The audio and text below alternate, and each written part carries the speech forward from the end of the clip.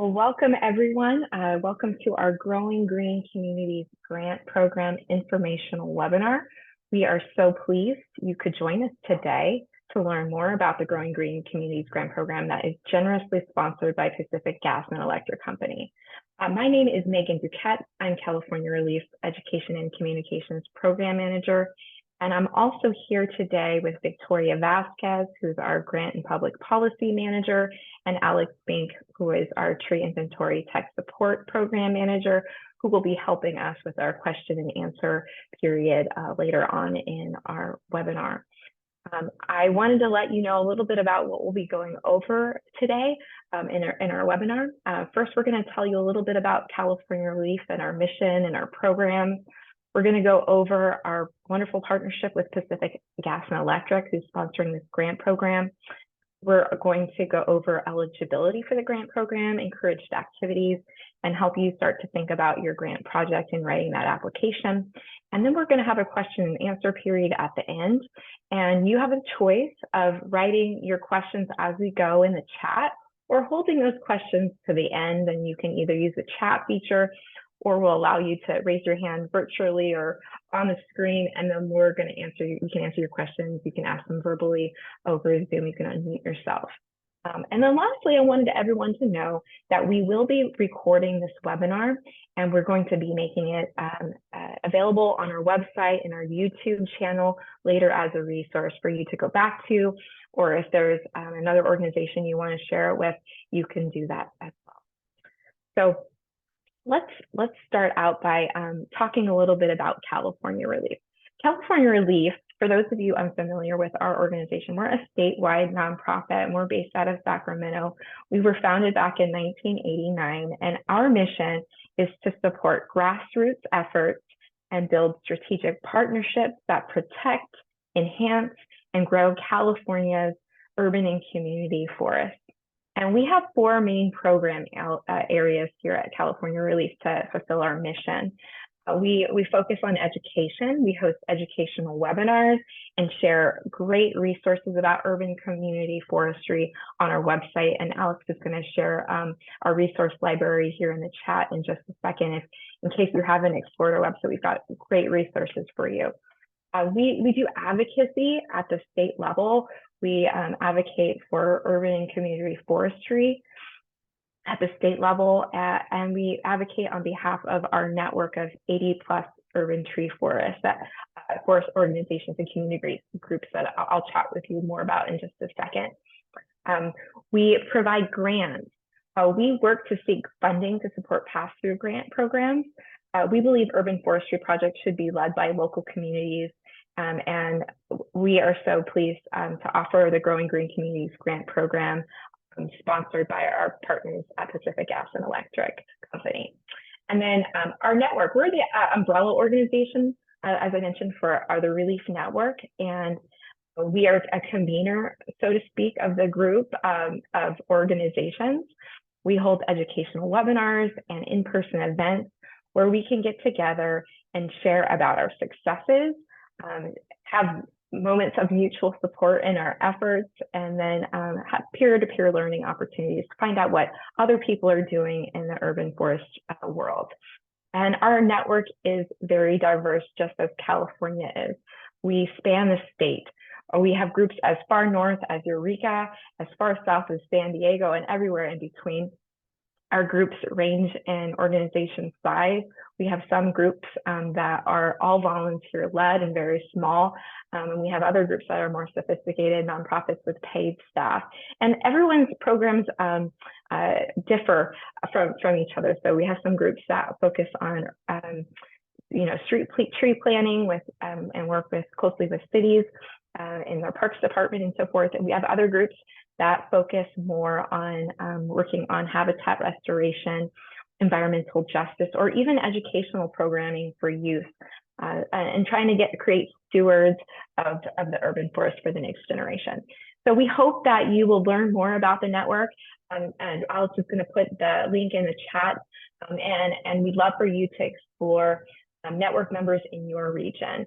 and maybe even get in contact with them. And if you aren't a California ReLeaf Network member but might be interested in doing so, we have information about how you can become a member. And then you can always reach out to us, and we can give you more information and tell you more about the ReLeaf Network. We love for your organization to be a part of that. So with that being said, now that you know a little bit more about California ReLeaf, I also wanted to share a little bit about our partnership with Pacific Gas and Electric. As you know, they are our grant sponsor for our Growing Green Communities grant program here in 2024. But we've been working them for quite a few years. And since 2017, PG&E has funded over $160,000 worth of community tree planting grants through this program. And we're just completely honored to continue that relationship. And today we have a representative from the Community Relations Division of Pacific Gas and Electric joining us, Judy DeFreitas. Judy, would you mind unmuting yourself and saying a few words on behalf of PG&E? Hi, good afternoon. Thanks, Megan. I'm so pleased to join you in this conversation today about learning about how to participate in this program. You know, we at PG&E, we're big believers in trees. We love to see them in our neighborhoods. We love to see them, I love to see them growing everywhere. I know coming from, I come from Brooklyn, and I will tell you that I lived in a very urban environment, and there wasn't a tree on my block. And when it got hot, there was no place for anyone to go. Any of the kids on the street that wanted to play, we had to go around the corner to figure out where the sun was hitting so that we could play in the shade there. The parks that we lived near didn't really have any real shade. So, I would hate for that for future generations to have to figure out ways to get to green space and to get some shade and just enjoy sitting under a tree. So I'm really pleased about this program and hope that you all can join. And we are happy to sponsor, and we'll be sponsoring it again. So this is a wonderful program. And thank you so much, Megan, for just allowing me to just sit in and just listen. Thank you so much, Judy. We're so pleased to have you join us today. And now I'm going to transition it over to Victoria Vasquez, who's our Grants and Public Policy Manager, who's going to tell you a little bit more about the details of our grant program. So Victoria, you can take it over. Wonderful. Thank you so much, Megan, for that introduction, and Judy for describing our wonderful partnership there. So glad that you could be here today. So glad that you could all be here today to learn about this really exciting opportunity. And I think Ms. DeFreitas really brought the point home, right? If you have no trees on your block, this is for you. If you're looking for that cool place to play, and you're here because you have an idea as to where you can create that cool place for your neighborhood to play, you're in the right place today. So welcome aboard, everybody. Let's talk a little bit about the program and some details. This grant program is designed to fund urban forest projects and to engage new community-based orgs in tree planting activities within PG&E's 5 service regions. So this grant has a total of $45,000 available, generously sponsored by PG&E. And with that funding, we're going to choose between 8 to 10 projects. The minimum award will be $3,000. The maximum will be $5,000, depending on your needs and what you're planning on creating within your community.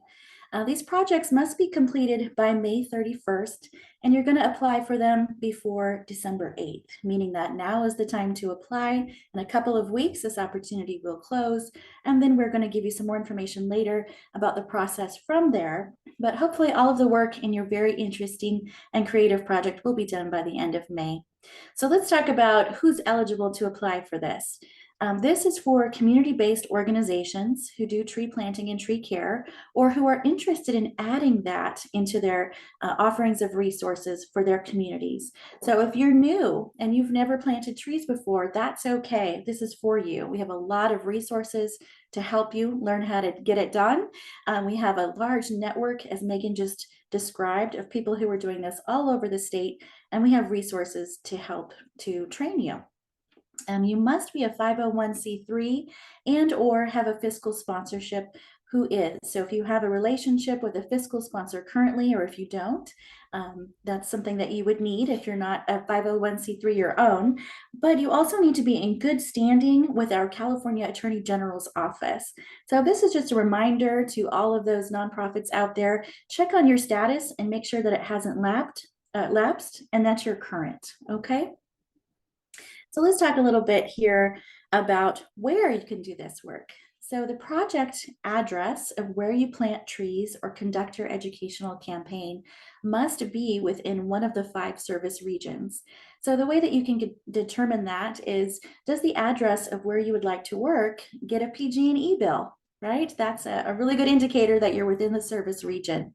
If your nonprofit is not within the region, maybe you're across the street, maybe you're a half mile away, but all of the work that you're doing is within that region, this is okay, right? Eligibility is based upon the location of the trees and the communities that you are working with. And we're looking forward to funding groups in all of these regions. We want to make sure this grant is spread out across this map. And so your competitiveness will be based on your location, as well as making sure that your grant is compelling and competitive. And we're going to tell you how to do that today. As I said before, it's okay if you're new. It's okay if you've never done this before. We're looking for people who are really interested in learning about the benefits of trees and sharing it with their communities. We're interested in bringing on new organizations who are new to tree planting. And we have resources and a guide to help you through it, as I mentioned before. So now let's talk a little bit about what your project can entail, or the activities that we encourage. Obviously, planting trees is a big one. We want to make sure that your trees are planted in communities that already have a lower tree canopy. That's going to take priority, okay? But it's not just planting the trees, it's caring for the trees. It's making sure that they're making through that establishment period, that your trees are making it through, that you have a plan. We have helped you to develop a plan to take care of those trees for the first 3 to 5 years specifically, and then a lifetime, right? Then going forward. So a good way to do that is to mobilize your partners locally. Who are you working with, right? If you're planting at a place of worship, do you have your local neighborhood association on board with you? If you're working at a park, do you have the after-school program nearby working with you? Making sure that your community members, whomever they are, and whomever is serving them currently, or whomever they're working with currently, are involved. The benefits from these trees are really going to affect the community. So making sure that your partners are of many different ages, right? Do you have young partners involved?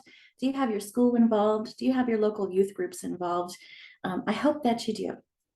So your tree care post-planting and the ongoing maintenance and watering is something we're going to ask you very specifically when you apply for this grant. We're going to ask you, what is your plan to maintain these trees in the future? And a lot of that is going to fall onto the property owner. You may plant publicly or privately with the understanding that the ownership of the land is the ownership of those trees, and that you're working in conjunction with them to ensure the survivability of the trees, but that also one of you has a clear understanding as to who's responsible for maintaining, who's responsible for replacing if need be, who's responsible for that future pruning when that time comes. And really, this is a celebration of trees, right? There's a lot of technical reasons that we plant trees. There's a lot of ecological and economical benefits that come from planting trees. But really, this is a celebration. This is a small grant. It's $3,000 to $5,000 for you to get your community excited about trees, for you to explain these are the benefits of trees that you're going to experience once you have them, right? So bringing in that educational component or the celebratory feel to your event is very important. So now let's talk about what you cannot do with this grant. This is a picture of a tree in a planter. It's not in the ground. This is something that we do not do. So you're not going to receive all the benefits of trees if they're not permanent and in the ground. The soil's not going to receive the benefit. The habitat's not going to receive the benefit. This is not the intention, right? We want those trees to go right into the ground. And if you have an idea of a project or if you've done a project in the past where you have a bunch of trees and you ask the community to come and get them and go out and plant them, this one is not for you. We want to know where they went so we can make sure that they're eligible and in that PG&E service region. And we want to make sure they know how to reach you later to get more information when they need help caring for those trees. So a tree giveaway is not an eligible activity for this grant program. Anything outside of the service area, as I mentioned before, is not eligible, and seedling plantings or acorn plantings are also not eligible. We expect these trees to go into the ground a few years old, right? So they're going to start at a 5 or a 15-gallon tree size. That is the size that we recommend. We don't recommend larger, and we will not accept or prohibit anything smaller, okay? So let's go a little bit forward and talk about how you choose the trees. The trees that you choose really are based on your individual community's needs. All of our communities need something different because they are all unique and into themselves in a way that you can only understand because you are working with that community or you are that community. We all have different needs, extreme heat being one of them. If your neighborhood, like Mr. Freitas did, has a lot of concrete and not a lot of shade, then you're going to look to plant some very large shade trees. What you're going to want to do is cover the most amount of built environment with your natural environment. And that's because as the sun is absorbing or beating down on that built environment and it's absorbing it all through the day, asphalt and cement actually emits that heat back out into the community at night. And that's the opposite of what a tree does.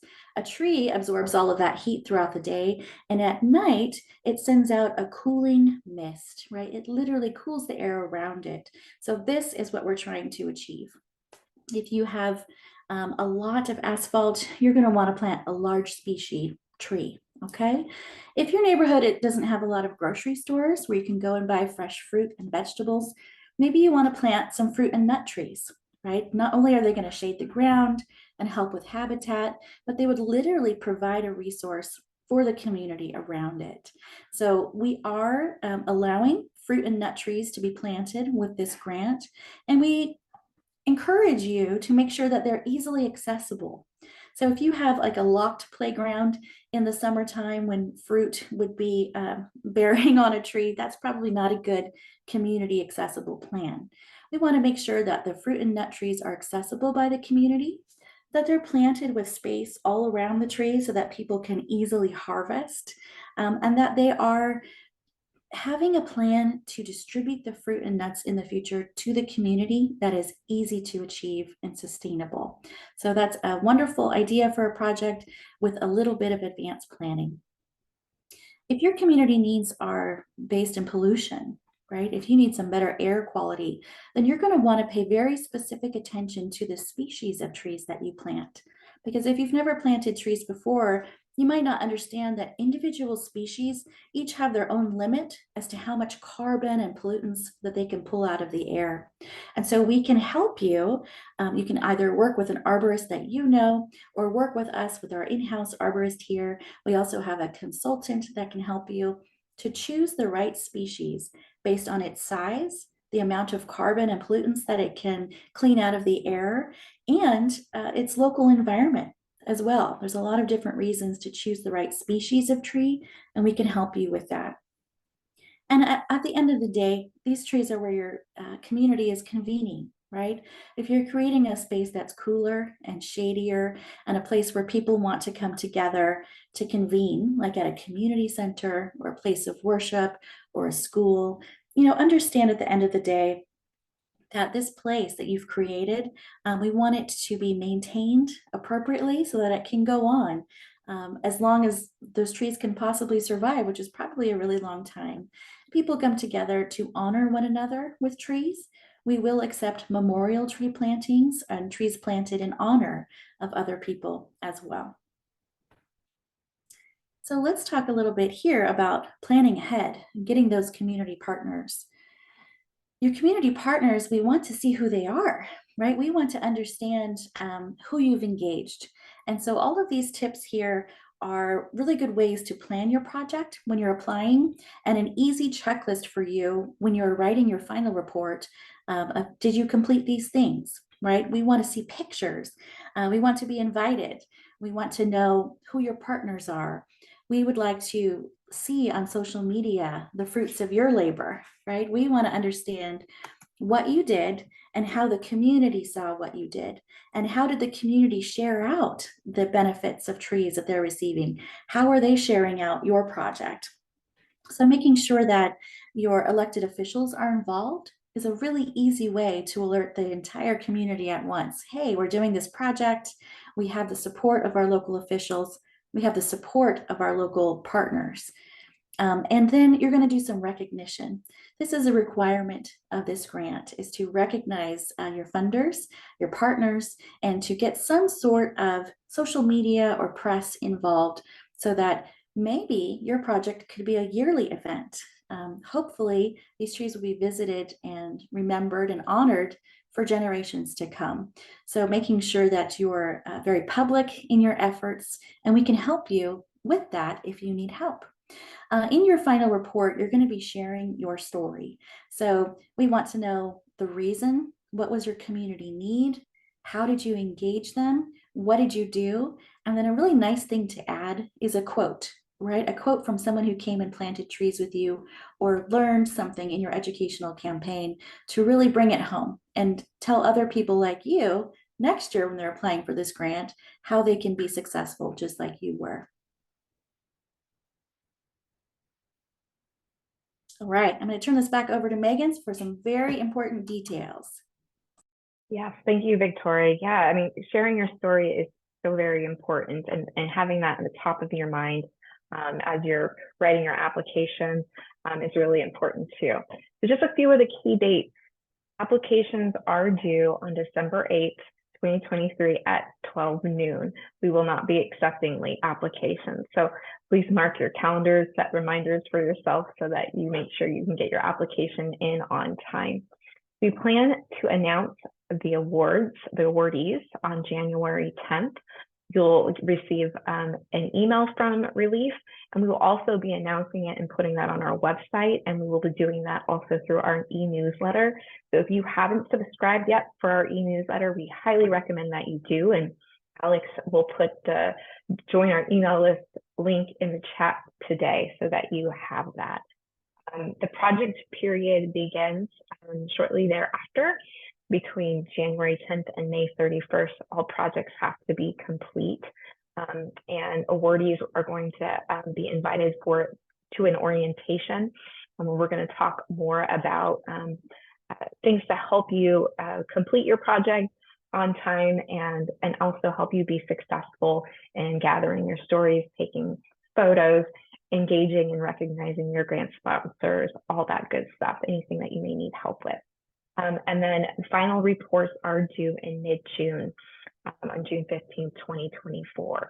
And so we use those final reports in developing a final report package to our funder, Pacific Gas and Electric Company, so we can share all the good work that you're doing in your community. So just a little bit about how our grant payment process works. So once, if you are an awardee, you'll receive information about our grant orientation webinar, and there'll be a grant agreement. Once you complete those two aspects, we give you 50% of your grant award upfront to help you pay for your supplies and all that good stuff and get going.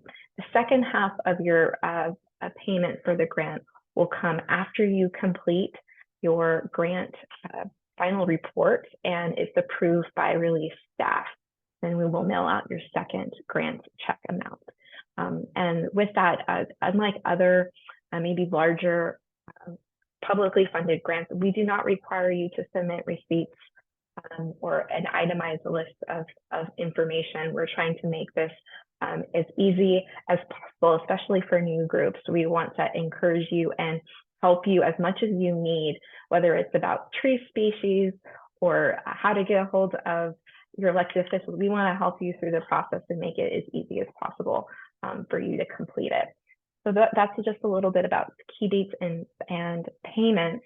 And so I think now comes the fun part of interacting with all of you. Do you have any questions? And I think what we'll do first is, Alex, do we have any questions in the chat as we went along? Because we'll answer those questions first.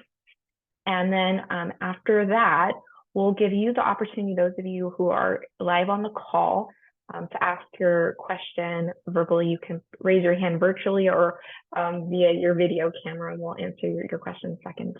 So Alex, do we have any questions in the chat we can start with? None currently. I'm gonna go, here we got our first one. And the question is the Inland Empire in the service area for PG&E? No, the Inland Empire is not. However, I will say this, we have a different grant program in Southern California called the California Arbor Week Grant Program that's sponsored by Edison International. And so likely, I want you to check though, you may be under a Southern California Edison service area, and that would be eligible for our other small grant program. And Alex, if you wouldn't mind putting that link, the Arbor Week link in the chat for those folks who asked that question. Do we have any other questions in the chat? I'm going to put the green communities one first. Maybe you asked for that already, but I missed it. And then I'll put the Arbor Week link as well for the Southern California folks if you're interested. So just make sure that you click on the right one, I guess, so that you don't apply for one that you're not eligible for. Yeah, definitely check the map. And Victoria, do you have something to add? Yeah, I also had the same question come in privately. Is there a link where we can check a map to see that if we are in the region? And the answer is, if you go to the two different program pages, there will be a map for the Southern California Edison service area. And if you go to the Pacific Gas and Electric Company funded and sponsored grant, that's the Growing Green Communities Grant Program that we've just done a presentation about today. There is a map that shows you the Pacific Gas and Electric service area. So both maps are for both programs are listed on the informational pages. And as Victoria mentioned in this webinar, you can also find out by checking your utility bill.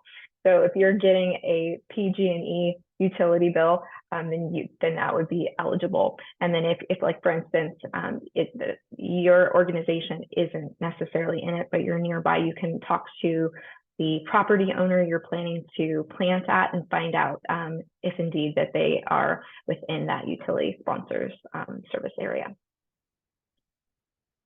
Alex, did you have any other questions in the chat?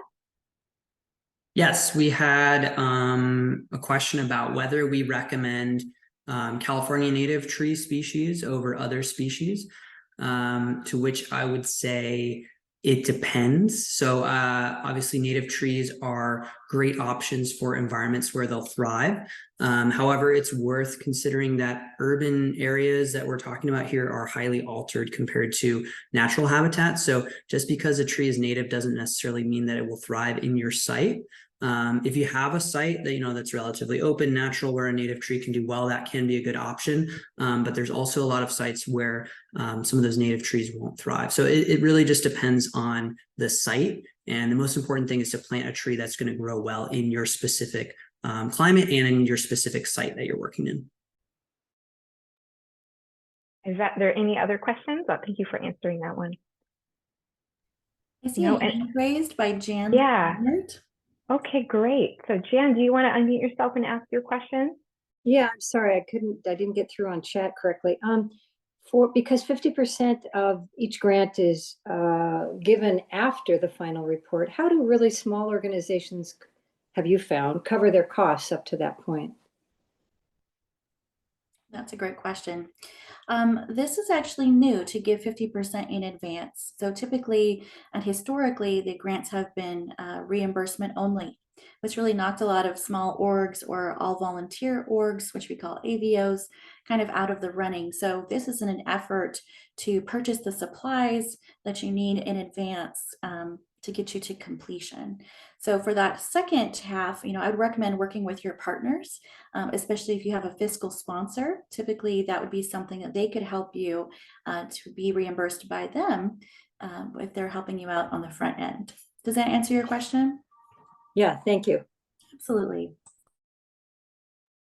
And then folks, if you can, again, you can raise your hand virtually or via video. And I see that Lynn Miller has her hand raised. Lynn, why don't you go ahead and unmute yourself and ask your question?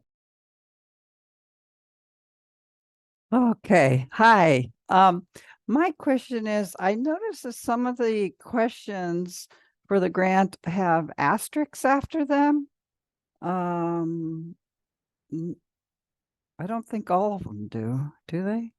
I was wondering what the asterisks denoted. Hi, Lynn. I think you're referring to the actual application as you're filling it out. So Yes. when you're in the online application form, the asterisk means it's a required question. You cannot continue to move to the next section without completing it. And that's intended for us. Sometimes when I'm filling out things, I might skip past it and forget to fill it out. And so there's certain information we have to have, like your contact information and your 501c3 information. So those asterisks mean you have to answer the question before we'll let you move on in the application process. I hope that makes sense. Yes, and then I have Great. another question. So in our case, we have part of our grant is something that we can definitely plan on, and the other involves spending the most of the money towards getting trees in front of homes in a very depressed area, socioeconomically, tree canopy wise, air quality, one of the hardest kind of neighborhoods to really make progress in, and one that we had already attempted to put trees in. So we know we're up against, some pretty difficult situations. So what happens if you do not spend all the money that you're asking for? So if we think we can plant 100 trees in this difficult area that really needs them, but we do not, despite spending most of the money on education and our reach out to the local schools in the area. And what if we were able to put in 56 trees, but the budget was for 100? Then what happens for so then we just receive the funds that we're billing for or that we're submitting as payment, or how does that work? Yeah, let me try to follow that. But first, let me validate that. Thank you so much, Ms. Miller, for bringing that up. Sometimes the barriers that we find out in the field are not what we expected, right? Sometimes we see a neighborhood that we understand needs trees. We go out with the best intentions to tree it, and then we find the reasons that there was no trees there in the first place. That can include things like underground utility or overhead utility, right? Making sure that you have space that can accept a tree in the first place is good. Making sure that educational piece for a homeowner or a renter to understand the minimal amount, if they're on a metered water system, that they would have to pay. It'd be a little different in all of your regions, is something that's manageable. It's a good piece of education. A lot of time homeowners say, I can't afford to water a tree. Yeah. They'll say, I can't afford to have a gardener to pick up the leaves. They'll say, I used to have a tree there, so there's a stump, and I can't afford to remove that stump, so I can't plant a new tree. So these are some of the barriers you might run into in your neighborhood. So I would recommend having your neighborhood street identified that you would like to beautify. I would say 100 trees is very ambitious for this small amount of funding. I would say 100 trees should not be able to be accomplished with $5,000 with the max award. That's with volunteer time and paying for trees. Go ahead, Ms. Miller. Actually, that brings me to a really important question, and that is that our city has just completed their urban forest management plan, and we are actually excited to work with our city, right? They have a minimum amount of trees they must plant every year now. And so right now in negotiations with them about this grant, it turns out the city would pay for the trees. And so when I say it's ambitious for this area, yes, but I'm thinking like 90% of the funding would all go to finding the locations. Although the other part is putting them in parks in this area. So we're still looking at what percentage of the funding would go to parks, but still, even that would be something the city would pay for the trees. What we would be doing is doing all the legwork and labor intensive paperwork and what we're talking about here, which is getting people to accept trees and want trees, and would be meeting with the schools, the principals, the environmental clubs, and paying for all the things that go out to them and all the flyers and all this stuff for this small grant. As you say, it's not very much. So would that be something that would be qualified? Oh, and also, of course, we would be helping plant the trees. Our group, that's what we do. We plant trees. We have all the equipment and everything, and we get all the volunteers. So we'd be fully engaged with the community. So if the schools that we plant at, say, want their students to help plant the trees, of course, we would engage them. But if they don't, but they would like the trees, then we can plant the trees with our volunteers, that kind of thing. So that's what we're working on currently. But would this would we be qualified if the city is paying for the trees? Oh, thank you for that explanation. I appreciate it. Two questions. One I didn't answer the first time, which I think could apply to everyone, which is what if we don't spend all the money, right? So if you do not spend the original 50% down that came to you, you would return the rest. If you did not, and obviously you complete your project before you get that second 50%. So that's how that would work. But let me speak a little bit more towards city goals or mitigation trees. We definitely do not intend for this grant to supplant another goal or a mitigation project. So it sounds like your city has some goals, which is really great, to plant trees. This would be more intended to nurture a newer organization that's planting trees on their own, or to support a site in particular. So if you decided that you're going to plant trees at a school, and the city, who's your partner, is paying for the actual literal trees, but you are talking to the school, you're helping them figure out what species, you're helping them design a map, and you're putting together an educational I want to say rally, because my kids are in high school, but assembly for younger children, to explain to them what the benefits are, and then to bring them out together to plant those trees all together. Then you would have a celebration event, and that would be more designed towards these dollars. But they are not intended to supplant the goals of another project. Is that clear? I think so. I mean, it's completely clear, but I don't think would be supplanting anything. I don't think that they have the they wouldn't be able to get into this neighborhood and do this work without all the hours of legwork and all the things that we're talking about are doing at this grant. They just wouldn't be able to do it. They just strictly are trying to put trees in. They do not have a capacity for any of the hard work that goes into the engagement with the community. So if we don't do this project, then it just simply will not happen, period.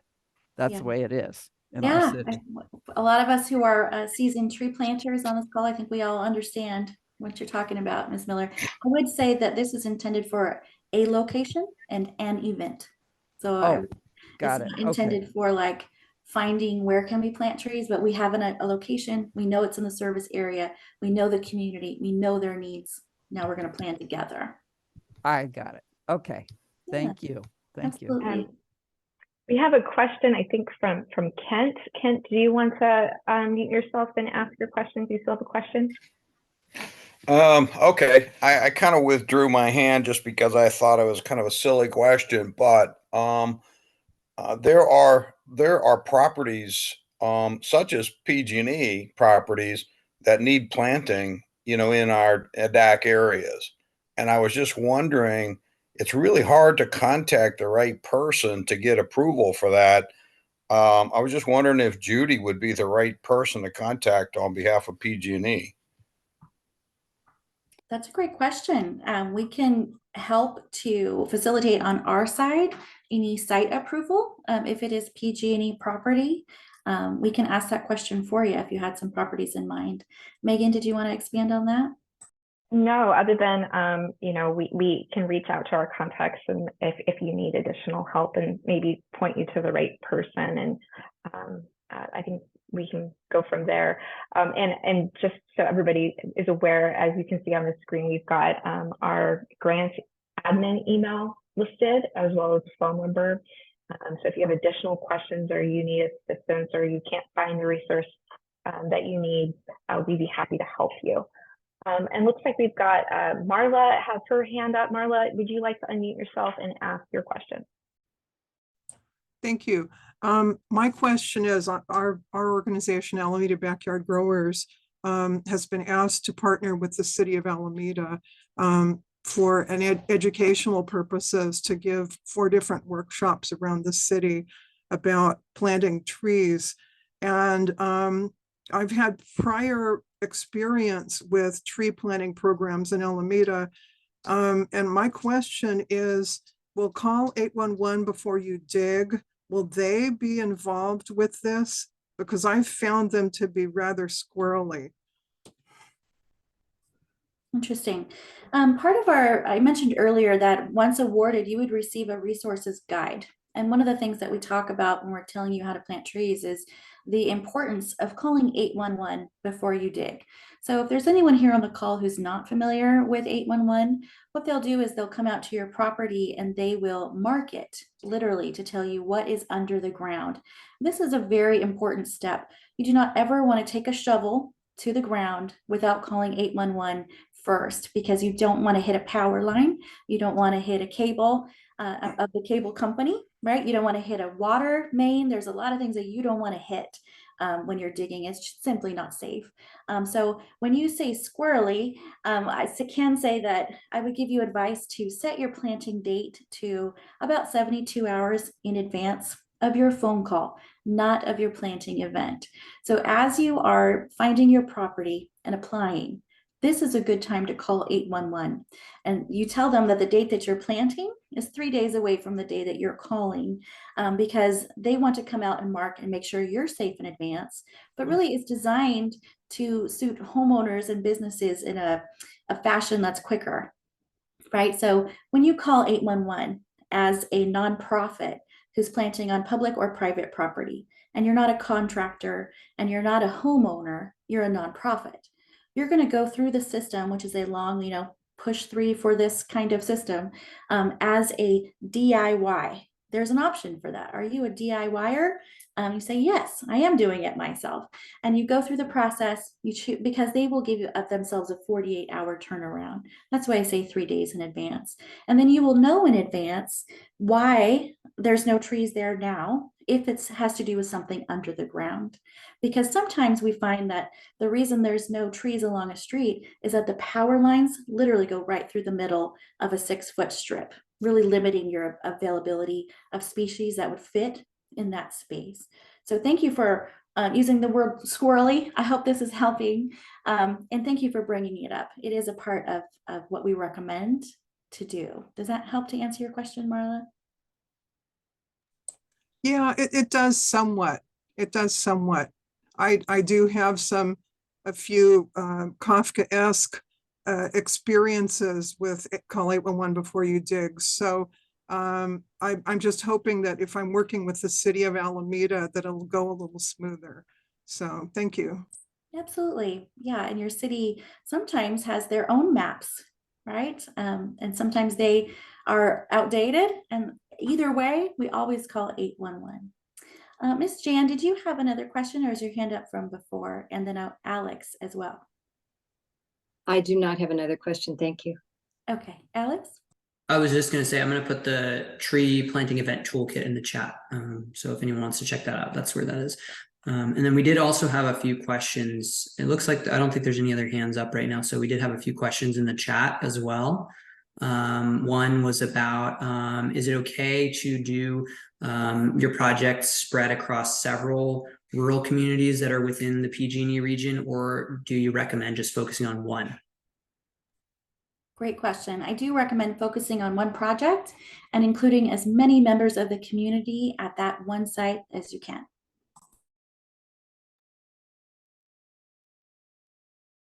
And Alex, we have another question in the chat. You're muted right now. Oh, yeah. Yes, we do have more questions from the chat. So one was about, can you plant on private property, or is it exclusive to public property? And also, is that the same for the SoCal Edison program, the Arbor Week grant? Great question. And the answer is the same for both programs, which is public and private are both eligible and allowed, with the understanding that the property owner will have the maintenance responsibility. So for example, if you are planting in a parking lot, which is privately owned, but really the trees provide benefit to the public, we would like to know in your application, what is your arrangement with the property owner going forward if those trees need maintenance? Who's going to be watering them in the near term and the long term, as well as who would maintain the responsibility and ownership of those trees if they are on private or public property. Okay, and then the last one, or I guess we still have a couple more. The maximum amount for the grant is $5,000, correct? Yeah. Okay. And then finally, does an educational tree care event qualify for the grant, or does it have to be part of a tree planting event? Great question. Yes, an educational event would qualify. Some examples of that would be a tree pruning event. If you're at a fruit orchard teaching the community how to care for fruit trees, so they can do that at their own homes. It could also be how to set up a drip line, right? You could bring out the community with some freshly planted trees and teach them how to do irrigation, not just through drip, but any sort of irrigation webinar specifically for trees. You could also do a mulching event where you give free mulch to the community and mulch the trees that are existing. That would qualify as a tree care event as well as an educational event if you're teaching people how to care for their trees in the long term through irrigation, mulch, or pruning. Okay, as of right now, that is all. So, Okay. We got another question in the chat. yeah. Let's see. It says you've tailored this for homeowners and not so much for public lands and community stewardship. I'm not sure if there was a question there, or if you guys want to respond to that. Yeah, sure. I'll respond to that. You can absolutely plant in public lands. My mind goes to parks when you say public lands, where we anticipate that they would have their own funding for their own tree goals. So this really is for community spaces that don't have that dedicated funding source to make sure that the community can tree everywhere that it needs to tree. And it looks like we have Vincent Valdez has his hand up. Vincent, do you want to unmute yourself and ask your question? Yes, I do. So we have a project that we're not starting yet, but we're really looking to get it going. And so the grant needs to be fulfilled by May 24th. And so I was just curious, when was the fund? I missed the part where the funds were going to be released or the grants were going to be approved, because the timeline is really small for all this activity to happen. Yes, correct. Thanks, Vincent, for the question. So it is a small grant, right? It's intended for one kind of event. So it doesn't have a long period of work. In January is when we would turn that around and notify you of award. We would give you 50% of the funds up front, which Megan, correct me if I'm wrong, would be at the end of January. So I just put the slide back up about key dates. Perfect. So after awardees complete orientation and have submitted their grant agreement, which is roughly mid-January, they will receive their 50% of their grant award via check. And then the project period is through May 31st, 2024. So if you have one tree planting event or maybe multiple education events over the course of that period, as soon as you finish your project, and it could be much sooner than May 31st, just really depends on your org and your project, you will submit your final report. Once that's approved by ReLeaf, we'll send the second half of your grant payment to your organization. Great. Thank So you. that's about a 4-month turnaround there. Mm-hmm. Great question.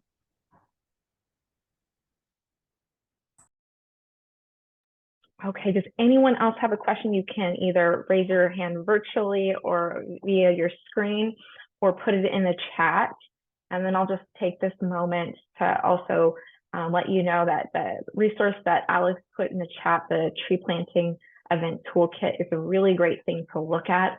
It gives you some recommendations about planning ahead, calling 811, how to think about how you work with volunteers, collecting even photo release with a sample of what that would look like. So a lot of good information in there. If you haven't looked at it, take a look. That might help you in preparing your project and your event.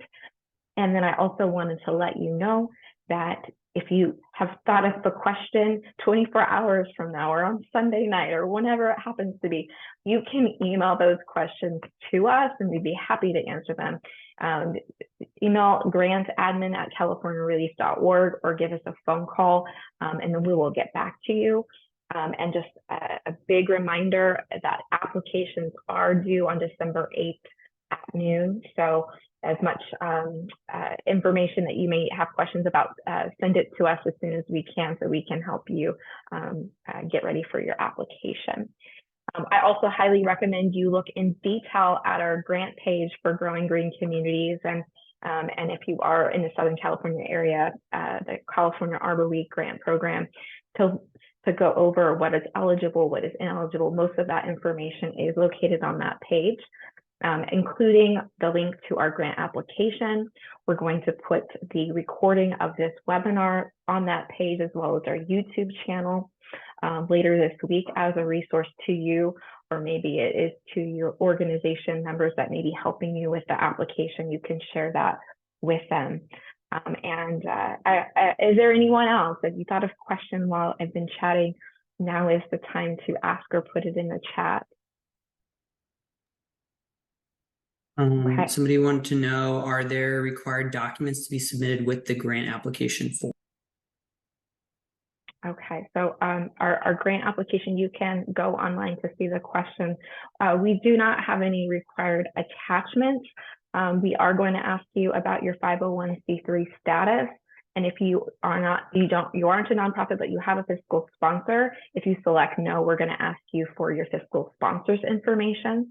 There are going to be questions about your project location, the addresses, if you have them, so that we can confirm that you're within the PG&E area. You're going to be asked questions about your community partners. You're going to be asked questions about your project as a whole, as well as how you're going to maintain the tree irrigation plan and that kind of stuff. So take a look at that application that's online. And if you have questions about it, please email us so we can answer them well in advance of the application due date. Is there any other questions, Alex? Not currently. Yeah, sorry. When I sent the toolkit before, I guess I was automatically switched to private chat. So I just sent that again. So it should be there now. Okay, and I see Did you one guys other get hand up. the links to the program webpage? Why don't you share it again to the entire group? It I'll doesn't just hurt make to sure. have two links. And if you're unsure, if you go to californiareleaf.org/grants, our two open funding opportunities are linked there, so you can easily find it. And Lynn, did you have a follow-up question? I think this will be our last question unless anybody else puts their hand up. So why don't you go ahead and unmute yourself, Lynn, and ask your question. Yes, in regards to that online form, and now, earlier you guys said, photos are really good. And so how would that be loaded into that system? Okay, great question. So we're going to be asking for photos as part of your final report. So one of the questions within the application, we're going to ask you, how do you plan on recognizing your sponsor, like Pacific Gas and Electric? And we're also going to ask you, if your organization has social media handles, what are those social media handles? How do you plan on sharing your event with the community? So in your application, you could say, hey, we plan on taking photos of the event, sharing it with social media, or we're going to create flyers, and we're going to, go about advertising it this way. So there isn't anything that you need to upload. When we were talking about photos, we were trying to get you to think about how are you going to share your project with the community, and how are you thinking of documenting it so that you could share it with the public after it's over, as well as to recognize, again, Pacific Gas and Electric's generous sponsorship of the grant. So I hope Okay. that answers your questions. Yeah. And Thank you. it's photos in the future. We love good photos because the photo, really paints a wonderful picture of the community impact is making, right? Okay, so I don't see any additional hands up virtually. And like I said, please reach out to us if you have any other questions. Use our email address or give us a call. And like I mentioned, later this week, you're going to see this webinar on our YouTube channel and our website. And all these details, all these links are on our Growing Green Communities informational page about this grant program. So Alex, Victoria, do you have anything else to add before we say goodbye to everyone? I would say thank you for the great questions. Thank you for our sponsor. Thank you to Mr. Freitas for being here today. And if anyone has any ideas, or you're lacking ideas for a tree planting project, but you want to do one, I would recommend getting on our website and clicking on the links to our network members pages and seeing the work that they're doing, and follow some of our network members on social media. And then you can see what their planting projects look like, what their events look like, how they're engaging the community, and just find exactly what we're looking for here today. That's a great idea. And that kind of, I think what I'll end with is, if you also go on our social media channels, and you can find our direct links to our Instagram or Facebook or in LinkedIn, all that good stuff, by going on our homepage, CaliforniaReLeaf.org, and at the very bottom, all of our network links are there. We have many posts about our previous grantees through Growing Green Communities, many posts about past projects there as well. So take a look.